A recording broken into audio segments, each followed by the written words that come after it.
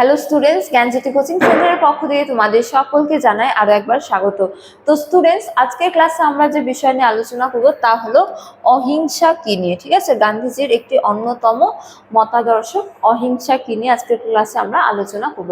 তো আলোচনা শুরু করার পূর্বে তোমাদের বলে রাখি, তোমরা যারা যারা CBPBU অর্থাৎ কোচবিহার পঞ্চানন বর্মা ইউনিভার্সিটির অন্তর্গত 4th সেমিস্টারে রয়েছে, তোমাদের যাদের যাদের মেজর হিস্ট্রি রয়েছে তাদের পেপার 5-এর একটি গুরুত্বপূর্ণ টপিক নিয়ে আজকের ক্লাসে আমরা আলোচনা করব। তো চলো দেরি না করে আমরা আজকের আলোচনা শুরু করি। আলোচনা শুরু করার পূর্বে তোমাদের একটা ছোট্ট ইনফরমেশন দিয়ে রাখি যে তোমরা যারা যারা ভাবছো তোমরা এই সেমিস্টারে আমাদের সাথে অনলাইনে যুক্ত হবে, তোমরা স্ক্রিনে দুটো নম্বর দেখতে পাচ্ছ। এই দুটো নাম্বার হলো আমাদের জ্ঞানজ্যোতি কোচিং সেন্টারের অফিসিয়াল হেল্পলাইন নাম্বার। তো তোমরা এই দুটো নাম্বারের মধ্যে যে কোনো একটিতে যোগাযোগ করে আমাদের সাথে যুক্ত হতে পারো। এছাড়া তোমাদের কোর্স ফিটাও বলে রাখি যে তোমাদের যাদের যাদের মেজর কোর্স রয়েছে তোমাদের জন্য যে কোর্স ফিটা রাখা হয়েছে সেটা রাখা হয়েছে কেবলমাত্র 1199 টাকা। এছাড়া তোমাদের যাদের যাদের মাইনর কোর্স রয়েছে তোমাদের জন্য যে কোর্স ফিটা রাখা হয়েছে সেটা রাখা হয়েছে কেবলমাত্র 699 টাকা। তো এই টাকার বিনিময়ে তোমরা আমাদের কাছ থেকে কি কি পেয়ে যাচ্ছ? তো এই টাকার বিনিময়ে তোমরা আমাদের কাছ থেকে পেয়ে যাচ্ছ লাইভ ক্লাসেস, এছাড়া হাই কোয়ালিটি নোটস, এছাড়া রেকর্ডেড ক্লাস এবং কি 100% কমন সাজেশন। তো স্টুডেন্টস, এই ছিল ইনফরমেশন। এবারে আমরা আজকের আলোচনা শুরু করব।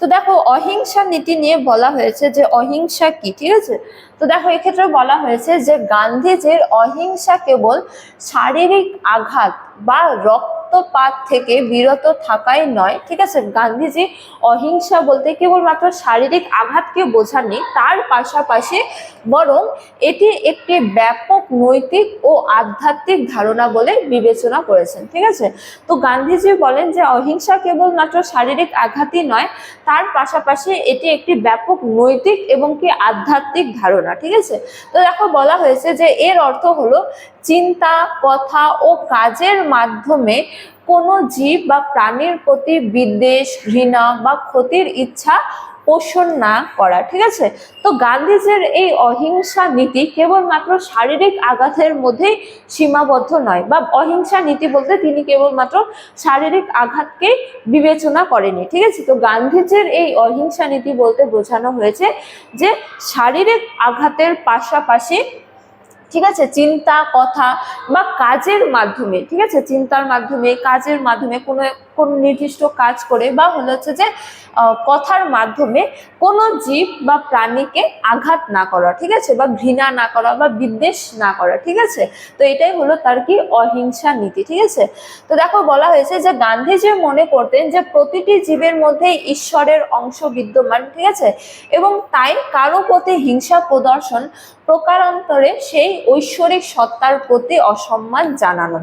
তো গান্ধীজি মনে করতেন যে প্রতিটি জীবের মধ্যেই কি রয়েছে, ঈশ্বরের বাস রয়েছে। ঠিক আছে, এবং সেই জীবকে ঘৃণা করা বা আঘাত করা প্রকৃতপক্ষে সেই ঈশ্বরকে আঘাত করার সমান। ঠিক আছে, তো তার এই অহিংস নীতি শারীরিক আঘাতের পাশাপাশি চিন্তা, কথা এবং হচ্ছে যে কাজের মাধ্যমে কোনো ব্যক্তি বা কোনো জীব বা কোনো প্রাণীকে আঘাত না করাকে বোঝানো হয়। ঠিক আছে, তারপরে দেখো বলা হয়েছে যে তার অহিংসার ধারণার দুর্বলতা ও ভীরুতার পরিচায়ক ছিল না। ঠিক আছে, তো তার এই যে অহিংস নীতি, এই অহিংস নীতির দুর্বলতা বা হচ্ছে যে ভীরুতার পরিচয় নয়। ঠিক আছে, তো গান্ধীজি অহিংসাকে সবল ও সাহসী মানুষের হাতিয়ার হিসেবে দেখতেন। এই অহিংসা কার হাতিয়ার? সবল ও সাহসী মানুষের। কেবলমাত্র সবল ও সাহসী মানুষেরাই এই নীতি অবলম্বন করতে পারেন বলে গান্ধীজি বলেছেন। ঠিক আছে, তো তিনি বিশ্বাস করতেন প্রকৃত সাহস হলো প্রতিশোধের স্পৃহা দমন করে প্রেম ও সহানুভূতির মাধ্যমে কি প্রতিপক্ষের হৃদয় জয় করা। তো প্রকৃত সাহস বা সবল ব্যক্তি কারা? যারা প্রতিরোধ না নিয়ে, ঠিক আছে, বা প্রতিশোধ না নিয়ে কি করে প্রেম ও সহানুভূতির মাধ্যমে হচ্ছে যে অপরপক্ষের বা প্রতিপক্ষের হৃদয় জয় করে। ঠিক আছে, তো অহিংসা প্রতিরোধে শারীরিক হচ্ছে যে শক্তির পরিবর্তে আত্মিক ও হচ্ছে যে নৈতিক শক্তির প্রয়োগ করা। ঠিক আছে, তো বলা হয় যে এই অহিংসা নীতির মাধ্যমে কি হয়েছে যে শারীরিক শক্তির পরিবর্তে কোন শক্তি ব্যবহার করতে হয়, আধ্যাত্মিক বা বলা যায় যে আত্মিক এবং হচ্ছে যে নৈতিক শক্তির ব্যবহার করতে হয়। তারপরে দেখো বলা হয়েছে যে গান্ধীজি ব্যক্তিগত জীবনে অহিংসা চর্চার উপর জোর দিতেন, ঠিক আছে, ব্যক্তিগত জীবনেও তিনি অহিংসা চর্চার উপর জোর দিতেন এবং এটিকে সামাজিক ও রাজনৈতিক ক্ষেত্রেও প্রয়োগ করার কথা বলতেন। তো এটিকে ব্যক্তিগত জীবনের পাশাপাশি রাজনৈতিক এবং সামাজিক জীবনেও হচ্ছে যে প্রয়োগ করার তিনি কিন্তু কথা বলতেন, ঠিক আছে, এই অহিংস নীতির।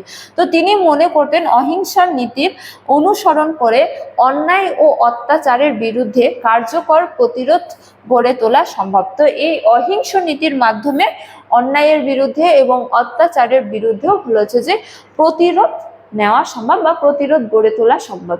সুতরাং বলা যায় যে তার এই অহিংস নীতি হলো একটি অন্যতম প্রধান নীতি তার, যেখানে তিনি শারীরিক শক্তির পাশাপাশি বা বলা যায় যে শারীরিক শক্তির পরিবর্তে তিনি আত্মিক ও যে নৈতিক শক্তির কথা বলেছেন, ঠিক আছে, যার মাধ্যমে কি করা যায়, প্রতিপক্ষের হৃদয় জয় করা যায়।